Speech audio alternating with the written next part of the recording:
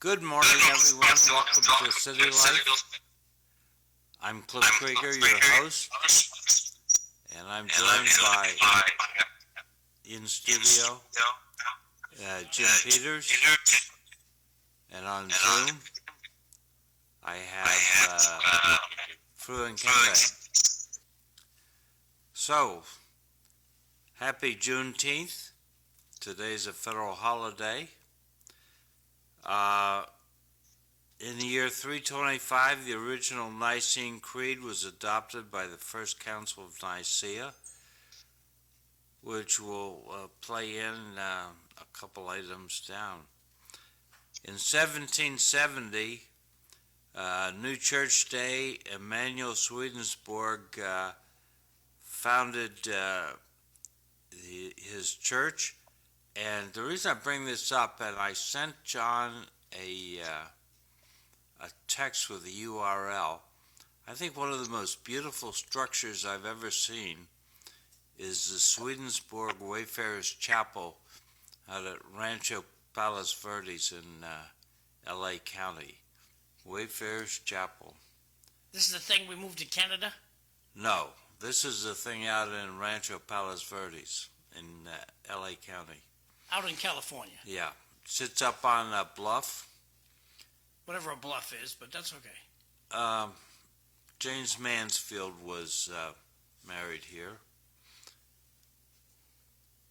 So I've walked through it. Is there glass? Is there glass? That's glass, yeah. Okay. I've walked through it. It's beautiful. Is it? Yeah. Yeah. A bluff. Sort of a flat place, is it downhill elevated. Or uphill? Is it downhill or uphill? It's uphill. Gotcha. So if you ever go to LA, this is a place to visit. Emanuel Swedenborg. All right. So Juneteenth was officially celebrated in Texas and other states. In 2021, Juneteenth officially became a federal holiday. That bluff is pretty nice, Cliff. They got a nice garden outside. Oh, yeah.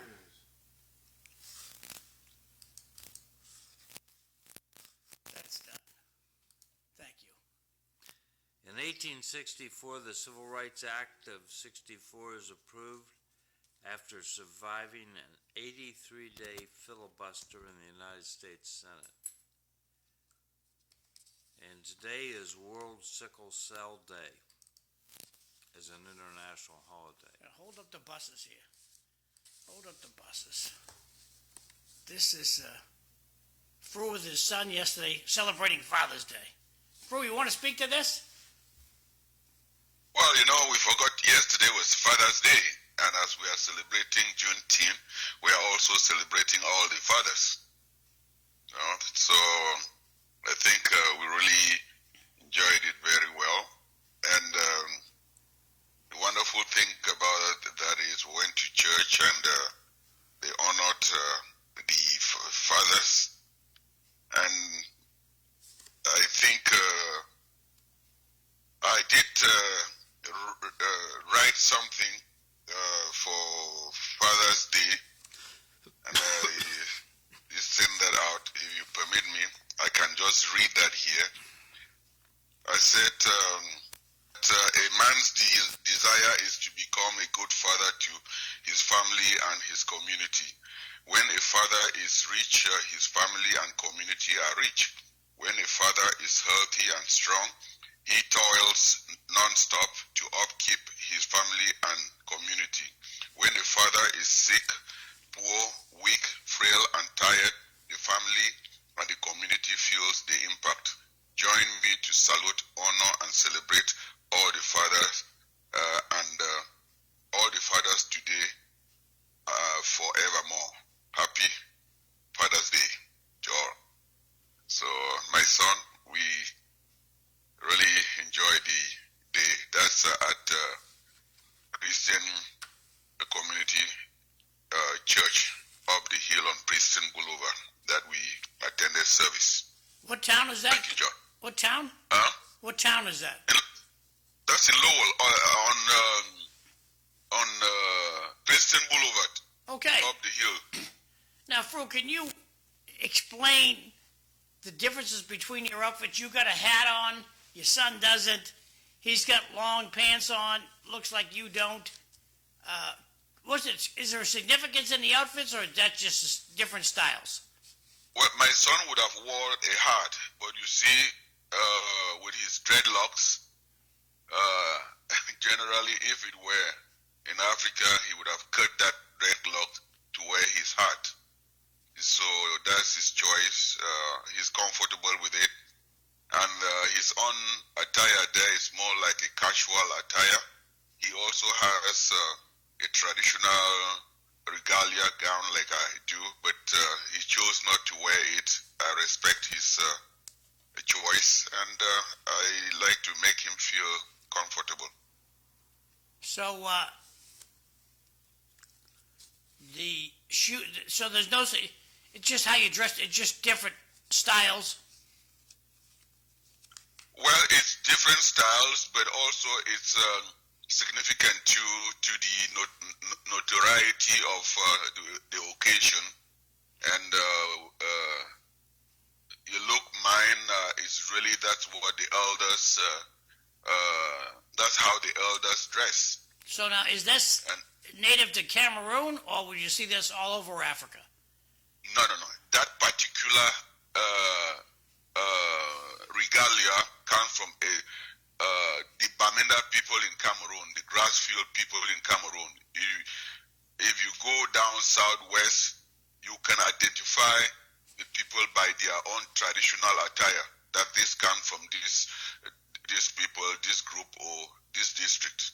That what I'm wearing is called toga. That comes from the grassland people from the north region and around the Bamenda area.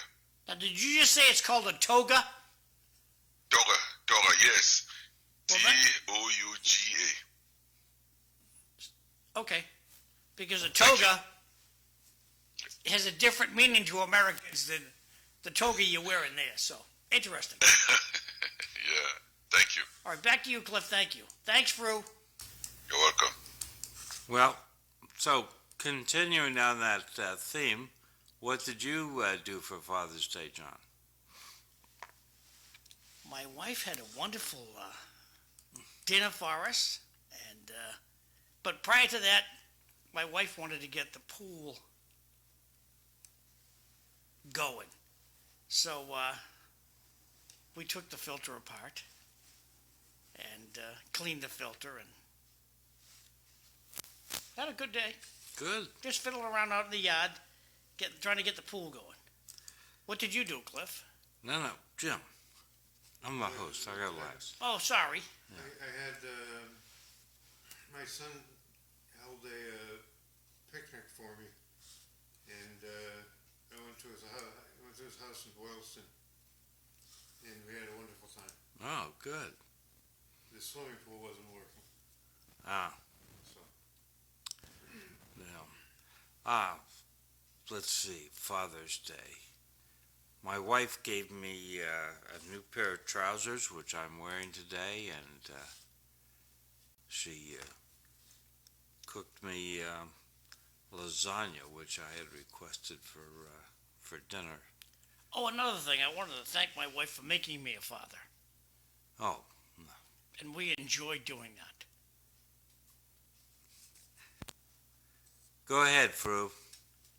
I was saying that another wonderful gift. My daughter is in Bamenda now, so she called me from Bamenda to wish me Father's Day, and my son from Atlanta also called me. And after I took my son, we went to the teen celebration at UTEC, and also there was another celebration in South Lowell. So it was very, very informative, and very. You go to the one in South Lowell on Billerica Street along the river there. It was just very, very informative. They have a lot of stories about our African American brothers here on whose shoulders we stood. So I really see and read that they fought a lot and went through a lot for me to be sitting here. And I give them all the thanks and glory. So, is your daughter teaching in Cameroon, or is she just visiting? She's visiting. She went there also to, yeah. So, yeah. Fru's daughter is a professor up in Minnesota? Yeah, University of Minnesota. Yeah. She's a graduate of Johns Hopkins. She had a PhD there. Well, that's Now good. you're just bragging with the Johns Hopkins. Well, our children makes us proud, not we. That's true. All right. So, just a little while ago, our U.S. Secretary of State, Antony Blinken, you'd think his parents could have afforded an H for his first name, but apparently not, who's currently in China. What's wrong with Anthony? What? What's wrong with Anthony? Well, I mean, the normal way of spelling it is Anthony, right? Yeah. Anthony. That's the way we see it around here. Yeah. Oh, The Fro, United what do you think of Blinken, Fro? What do you think of Tony Blinken? How do you think he's doing? I think he's doing wonderful. He's not Tony Blair. He's Anthony Blinken. Yeah. I'm calling him Tony. Jimbo's calling him Abraham. But I think he's doing good. Thanks, Fro. So, yeah, Fru's right. He's not Tony Blair. Anyway, the United States is committed to ending the continuing violence in Cameroon and is supporting the Cameroon people. Well, anyway, he made that statement. Have you seen anybody respond to this, Fru? Is there a positive response? Well, the positive response will be seen in how it is implemented, because there's also public statement and there is also action. I think what comes with that statement is that they are going to freeze the accounts and also prevent those who are committing the atrocities from flying into this country. That is the action that needs to be done, because words without action are just like a balloon blowing up in the sky. Yeah. It's Okay. true. Well, sometime in the future we need to look and see if we've gotten the actions. Moving on to the crisis in Ukraine, where the Ukraine government has supposedly started its counteroffensive. I saw where leaders from several African nations, including South Africa, flew into Kyiv and are en route to Moscow, and they're open to being a mediating source in the ongoing war. Anybody got any thoughts on that? Is that going to work out? Probably not. They don't seem to be pushing for peace in the ongoing war on either side. There doesn't seem to be a peace movement.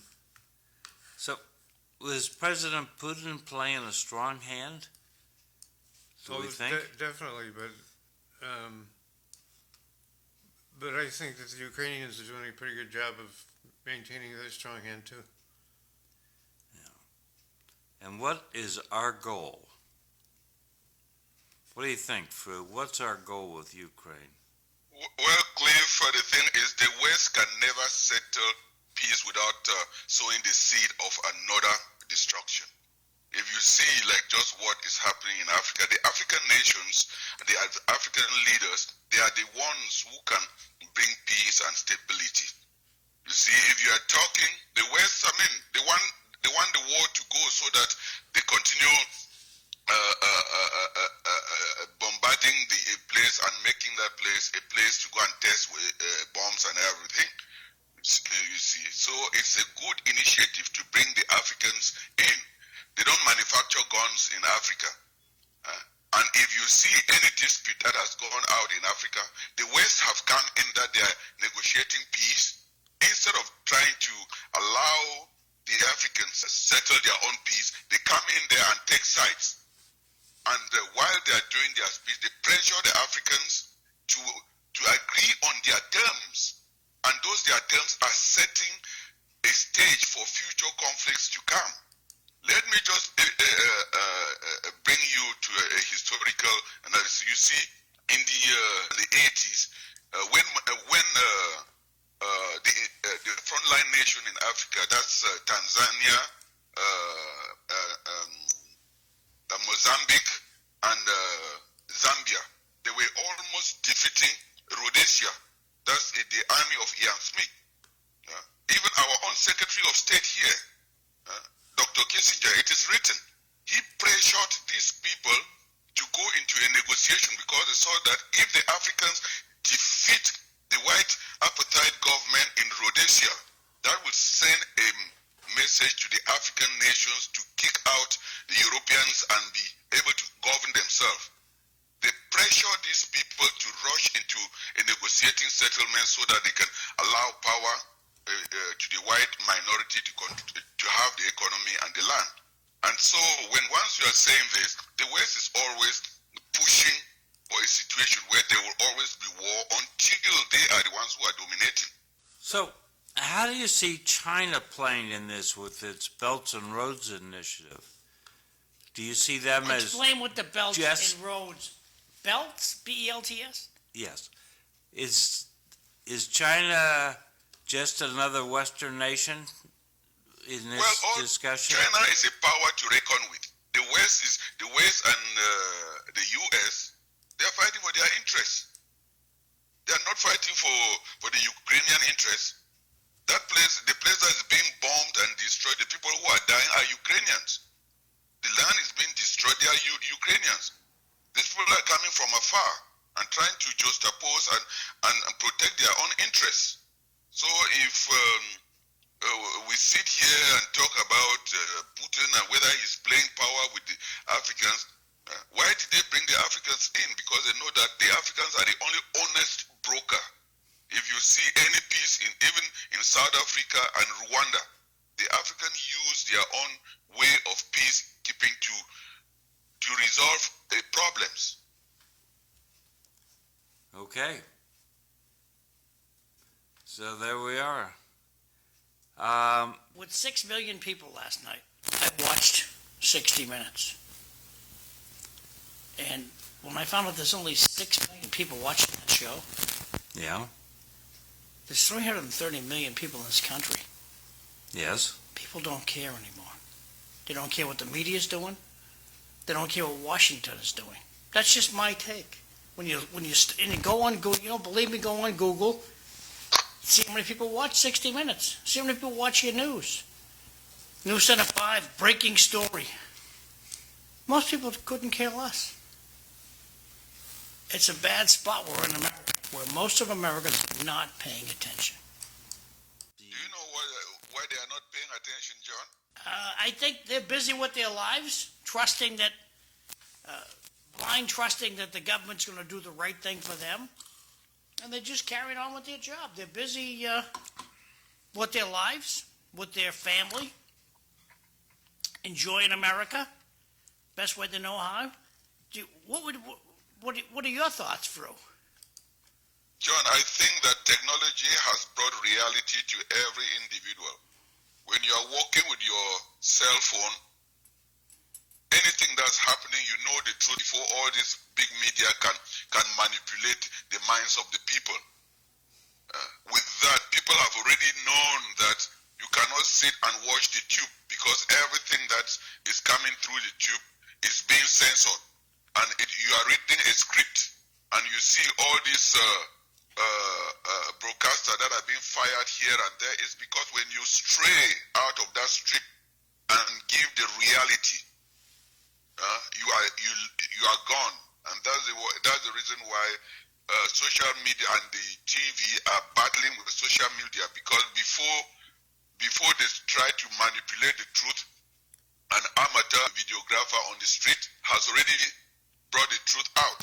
So this is really what is going to change the world. Because when they are saying breaking news, it's not breaking news anymore. The truth is already out there. Well, let me ask you this question. Now, my oldest son, he's down at Disney World this week with his kids. He sends me a text. Hey, did you see that boat that beached itself down Hampton Beach? Now, I'm going to go around the room and ask, Fru, did you know that there was a boat that got beached in Hampton Beach? No. Okay. Cliff, That would not make news. Cliff, did you know that a boat got beached at Hampton Beach yesterday? Or Saturday? That's a yes or no. No. Jimbo, did you know a boat got beached at Hampton Beach? No. It means to me is, unless you have a certain news source in your phone, you really don't know what's going on in the world. So, how do you explain 2016, the election of Donald Trump? Wasn't that a bunch of people who paid attention for a couple of months and elected a non-standard candidate? No, that was the Democratic machine at its best. 2016. Defeating You mean when Hillary Trump Clinton. won or when Trump lost, Cliff? What? What are you talking Trump about? won. When Trump When Trump won, Yeah. the Democrats depended on their machine, but they did not start the engine.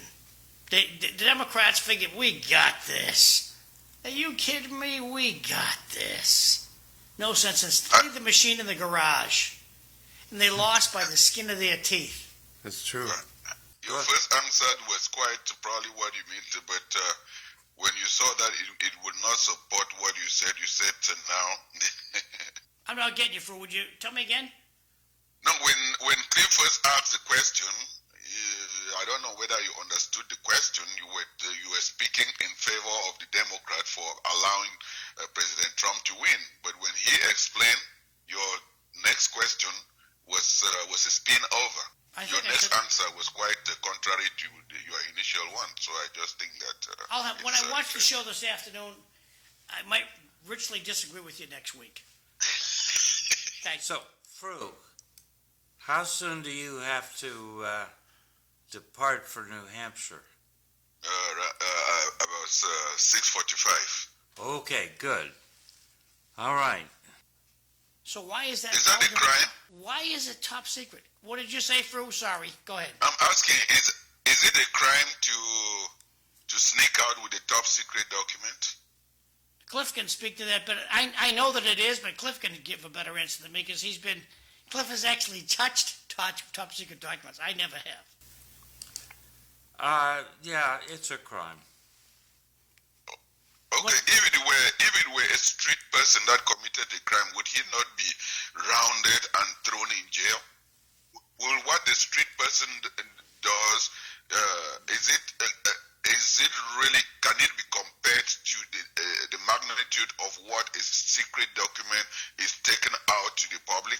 Well, I'm just trying to say how justice is with lawmakers. yeah. So we have Chelsea Manning, who I think is still serving time in Fort Leavenworth for leaking documents. We have this Massachusetts Air National Guard chap who was leaking classified documents. He's in jail waiting trial. On the other hand, a chap who just died, Daniel Ellsberg. Pause 1 second. Say, Cam K is watching from Cambodia this morning. He says, "Good morning. Good to see Jim and Cliff." And I'm sure he hasn't seen Fru yet. Yeah, but you're not shocked by this, are you? We went through this whole thing with Hillary Clinton and her home server and the There are a hard lot, drives. and it continues through today. Nobody in Washington is held accountable for breaking laws. No, some people are. If you're in the in crowd, you're not. If you're in the out crowd, And that's what you should bring to the court. Hillary did the same thing I'm doing. Donald did the same thing I'm doing. Donald Trump's doing the same thing I did He's not in jail. I'm an American. I'm just as much of an American as Donald Trump is. I'm not going to go to jail either. Well, How is it okay, Cliff? there is the question of the president's authority. When he was president, did he pass his hand over those boxes and declare them unclassified? Hey, we're going to jump over to Farouk because it's time for him to go. You got any parting words? No, I just want to say that the last statement that you made, John, you have been very fair. You put Mrs. Clinton and former President Trump and said all of them did the same thing and you did the same thing. So I think that is a very fair observation. Thanks, Fru. So look at happy motoring. We'll see you next time. So we'll be talking about your party in a little bit. Okay, John. Thank you. Thanks, Fru. Right. See you next week. Bye-bye.